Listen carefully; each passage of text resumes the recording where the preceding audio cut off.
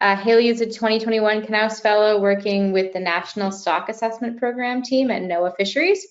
Haley received her BA from Colby College and recently completed her MS from the University of Delaware. After her fellowship year, she's going to begin her PhD at the University of British Columbia, and her research there will focus on fisheries stock assessment modeling and quantitative management evaluation. So, Haley, take it away. Thanks, Kim. Can you see my screen okay? You're good. I'm going to take that as a yes. Okay. Thanks for that introduction. As Kim mentioned, I recently completed my master's at the University of Delaware. So today I'll be talking about some of my master's thesis research. So let's start really broad. Anthropogenic pressure and subsequent environmental change have shifted ecosystem dynamics worldwide. So examples include those shown here, like coastal development, overfishing, pollution, and many, many others. And all of these things can impact marine organisms, marine populations, and entire marine communities. But we also know that in turn, impacted ecosystems impact humans. So as marine habitats are degraded, coastal communities suffer. As fish stocks are depleted, cultures and economies that rely on fishing take a hit. And so in order to address this, it's really important to understand how these things shown are linked. And in the marine environment, research on these links has focused mainly on commercially or recreationally important marine species, because that's often where the data are. But it's also crucial to understand how entire marine communities are changing long-term. And while there's been some long-term marine community research done globally, it's often difficult to do because you need a unique set of data that's both long-term and has information about the entire community. And of the studies that have been able to do this, most have focused on continental shelf or offshore communities. But little is known about the long-term community dynamics in estuarian systems. So of course, this brings me to my research, focusing on the Delaware Bay. You may or may not know that the Delaware Bay is the third largest estuary in the United States. It connects the Delaware River to the Atlantic Ocean, and it's in really close proximity to some of the largest population centers in the US. So in terms of the Delaware estuary ecosystem, it's relatively shallow throughout. It's bordered almost entirely by salt marshes, making up some of the most extensive salt marsh habitat in the US. And because of this salt marsh habitat, it's home to a diversity of marine species and actually supports fisheries across the East Coast. So what's currently known about the marine community in Delaware Bay? Well, like I said, it's home to many transient marine species which travel up and down the East Coast. So a lot of the research has focused on single, economically or ecologically important species. And there has been some community research that's been done, but it's mostly in response to restoration or changes in water quality. And it's been somewhat localized, small scale, or short term. So little is still known about the bay-wide community and how that has changed long term.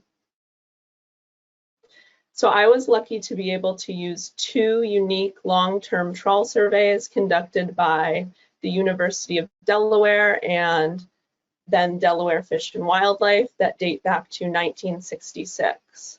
So just to give you a little more information about the survey, here's the trawl boat they go out on, the first state, and when they go out to sample, they're collecting environmental data, including bottom and surface temperature, salinity, and dissolved oxygen. And when they pull the net onto deck, they're sorting by species, they're counting each individual of a certain species, and they're weighing the species in aggregate. And they're also measuring up to 50 individuals of a species to the nearest half centimeter. So these surveys have been and are used to monitor and manage single species in the Delaware Bay, and they take place once a month at these fixed sampling stations. So in the 30-foot, or maybe you'll hear me call it big trawl, shown in red triangles, this is a larger net, so they're typically catching larger adult animals in the deepest parts of the bay along the shipping channel here. In the 16-foot or small trawl, shown in the blue circles, this is typically catching smaller juvenile animals along the shore of the bay, as you can see here, and all the way up into the Delaware River. So, like I said, this is a really unique estuarian data set that has a ton of information about the community. And here's just a snapshot of what those data look like. Between the two surveys, over 160 species were caught in over 40 years that the surveys were conducted. So again, just a ton of information in there. So now I'm just going to briefly walk you through what the environmental conditions, as well as what I'll call the community metrics, look like throughout the year and then spatially in the bay, just to paint a picture of what the bay looks like. So on the left, we have temperature, salinity, and dissolved oxygen. And on the right, we have our community metrics, CPUE or abundance, which is just the number of animals per unit effort, species richness, which is simply the number of species, and then species diversity, which is a measure of both the number of species and the evenness of the abundance of the species. So we can see here that there's a huge amount of interannual variability in the bay, especially for that temperature, and it's a mid-Atlantic estuary, so we would expect this. But we also see that seasonal variability for some of our community metrics. So we see that in abundance, there's higher abundance in the summer months, slightly higher richness in the summer and early fall, and then actually lower diversity in the summer, higher in the spring and fall months. Okay, so let's step over to the spatial variability now. And these figures are going from left to right, from the Delaware River to the Atlantic Ocean. So that's really apparent in this salinity figure. As we get closer to the mouth of the bay, salinity increases. But we also see a slight increase in richness as we move toward the Atlantic Ocean, as well as a slight increase in diversity. So now that you have an idea of what the Delaware Bay looks like spatially and throughout the year, I'll get to my research questions. And as you can imagine, there's so much you can do with a data set like this, but today I'm really going to be telling these 3 stories. And the first is about the factors that influence the marine community in Delaware Bay. So after looking at those spatial and temporal patterns, we decided to look further at how species are distributed spatially in the bay. And to do this, we performed a hierarchical cluster analysis of the sampling stations using both abundances of individual species shown on the left, and then environmental variables shown on the right. And our results are pretty cool, actually. So not only were the clusters consistent across survey, but the clusters and then the corresponding areas that we've sort of drawn out from the clusters here are nearly identical for both the environmental variables again and the abundances. So this is really telling us that the species inhabiting the bay have very strong environmental associations. But we wanted to explore those environmental associations a little deeper, so we conducted something called a PERMANOVA, or a permutational multivariate analysis of variance. And like our cluster analysis, our PERMANOVA uses individual species abundances and then a suite of environmental covariates, some shown here in the final model. And so in a PERMANOVA, a significant term indicates a possible effect on the composition of an assemblage. So a larger F value, shown in this column, means that a particular variable explains a greater proportion of the variation in the abundance data. So let's take a look at our final model. For both surveys, we see that temperature and salinity have much higher F values than any other term. And we can say that these two variables have the greatest influence on the community.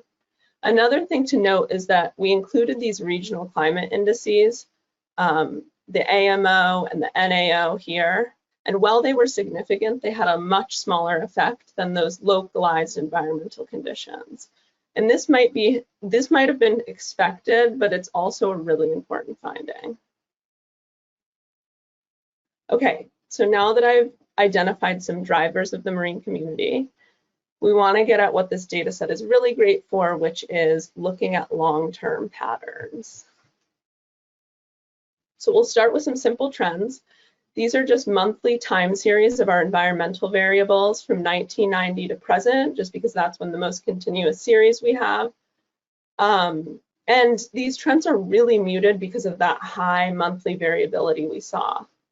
But when we run a trend test, we actually see that there's been a significant increase in temperature and a significant decrease in dissolved oxygen through time. And that can be seen more clearly when we break it out by season here. So we see an increase in mean summer and fall temperatures in the bay through time. And that's important because that's where we were also seeing the highest abundance and species richness, if you'll remember. And then we also saw a decline in dissolved oxygen over all 3 seasons. Okay, let's go to our community metrics. Again, abundance, species richness, and species diversity.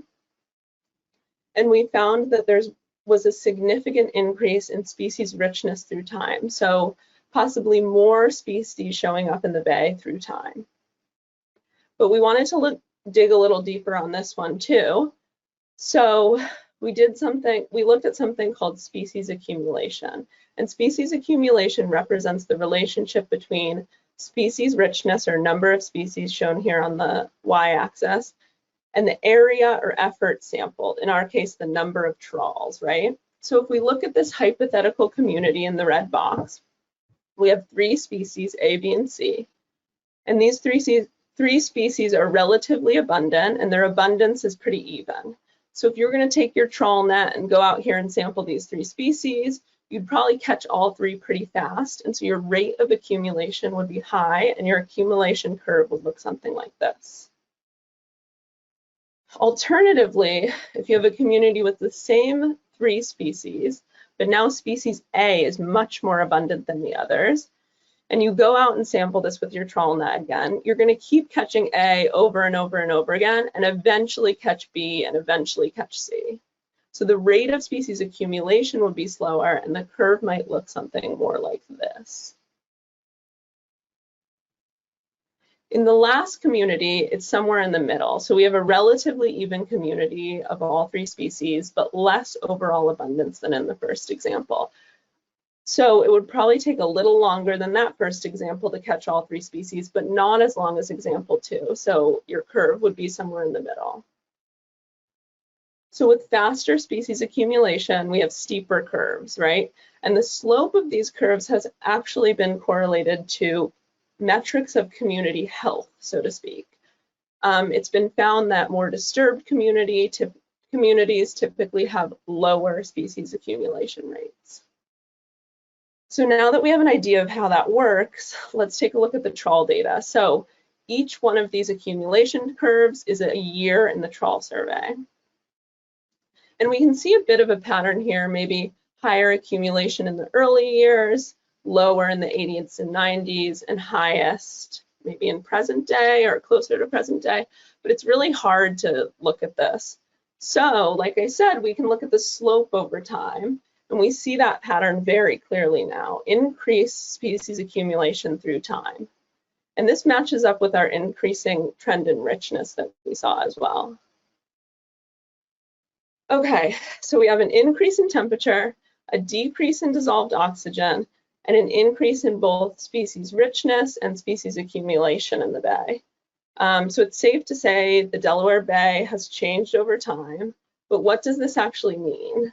So the last story I want to tell today is about how species-specific patterns might help to explain some of these community changes that we're seeing.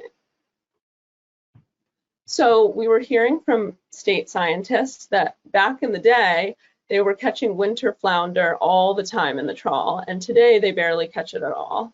And so we started to look into this in the data, and we saw that they were right. So if you look at these figures here, it's every single month that the trawl survey was collected along the y-axis, and then a color represents the presence of a species, and white represents the absence. So through time, it does look like winter flounder were caught a lot in the early years and barely at all in the recent years. And we found that for a number of species that was true. But we also found that some species weren't caught at all in the beginning and then began to show up over time. And when we looked at the ecology of these species, we realized that more northern range species were the ones that were disappearing, and more southern range species were the ones that were showing up. But we can't really look at these plots for every single species in the trawl survey. I tried, believe me, it's not pretty. So we decided to look at some general metrics. So first we looked at preferred temperature of species caught in the trawl.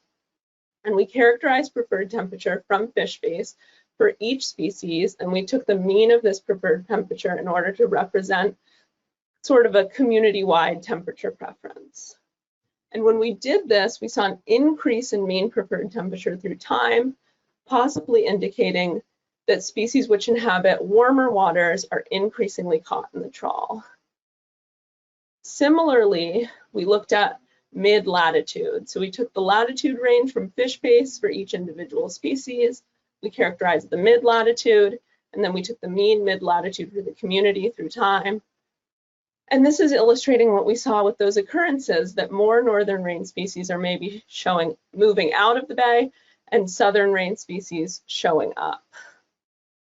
Last thing that I'll talk about is the relative abundance of subtropical versus temperate species through time caught in the trawl.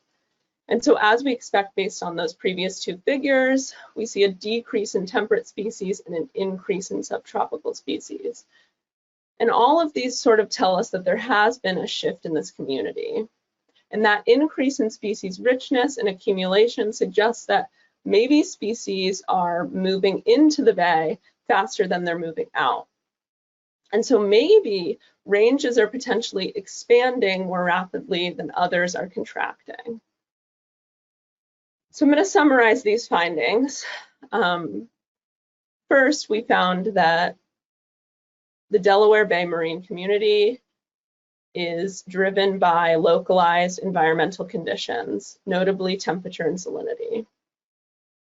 We also saw significant long-term trends in temperature and dissolved oxygen, and an increase in species richness and species accumulation through time,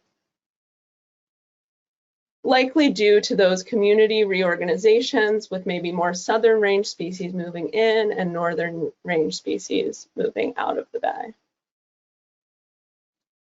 So the biggest question that comes out of these findings is, what does this mean for the future of Delaware Bay? Well, if the strongest driver of the community is temperature, like we found, and climate change continues to drive changes in physical conditions, we'll likely continue to see changes in this community in Delaware Bay and possibly all along the East Coast. And here we've actually taken some of the species with the most data and plotted their conditional densities to temperature. So on the x-axis here, we have a range of temperatures. And then on the y-axis for each one of these, we have the probability of catching this species in the trawl. And we see that under projected changes in temperature, some of these species will be less likely to occur and some more in the future. And so we can sort of imagine that this community will continue to shift.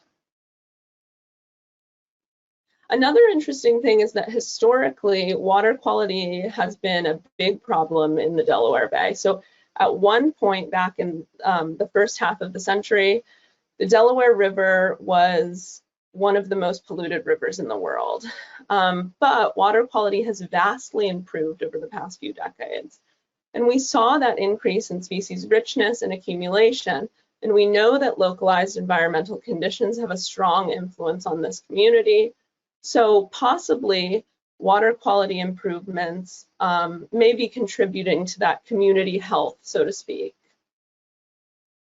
But despite the water quality improvements, estuaries worldwide are some of the most degraded marine environments because of that proximity to anthropogenic pressure. And in other parts of the globe, estuaries have been warming at a faster rate than the rest of the ocean. And we actually found this in our exploration of the temperature trend. We found that summer SST in the Delaware Bay has risen at a rate of 0.04 degrees Celsius per year, which is almost 4 times faster than the global ocean average.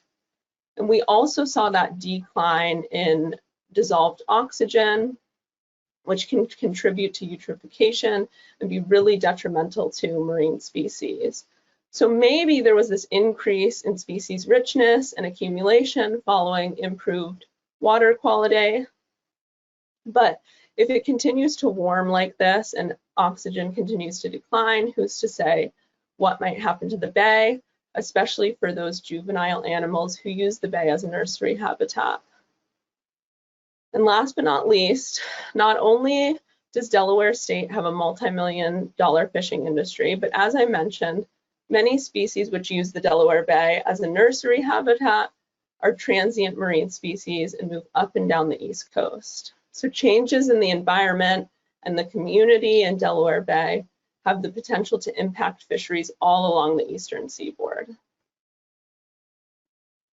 Okay, I have so many people to thank, but a special thanks to University of Delaware, Delaware Fish and Wildlife for letting me use this trawl data, and my amazing advisor, Erin Carlisle.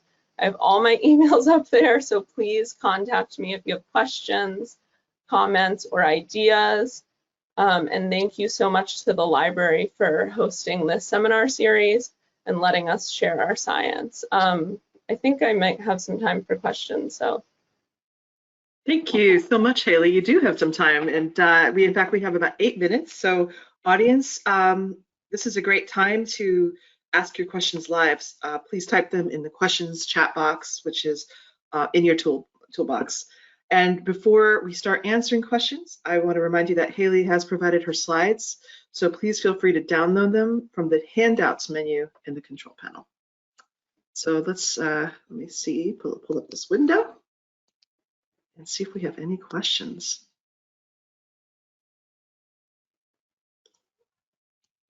All right, first question. This person asks, what do you think the next step for this research is? Yeah, I mean, there's a lot of next steps, I think. I was sort of the first person to explore any kind of community patterns in this data set, and this data set, like I said, is so rich and has so much, so I think you could use it for all kinds of things. I think something that I would have liked to do but maybe didn't have the skill set when I was undertaking this project is to, you know, model that richness through time and see what's actually going on with that richness trend, and if there's factors that are directly influencing it, because I'm speculating about water quality, but we don't really know that. So that would definitely be something to look at. Also other anthropogenic pressures. I looked at environmental conditions, but you could definitely include more sort of human links to the analysis. Thank you for that answer. This next question asks, did you check to see if there's a correlation between mean preferred temperature and water temperature? I did not. Mean preferred temperature and water temperature. No, that's a really good idea, though. I did not do that. Some of those last few trend slides I showed are pretty new, so we're just kind of setting out on some of that analysis, but that's actually a great idea. I'm going to write that down.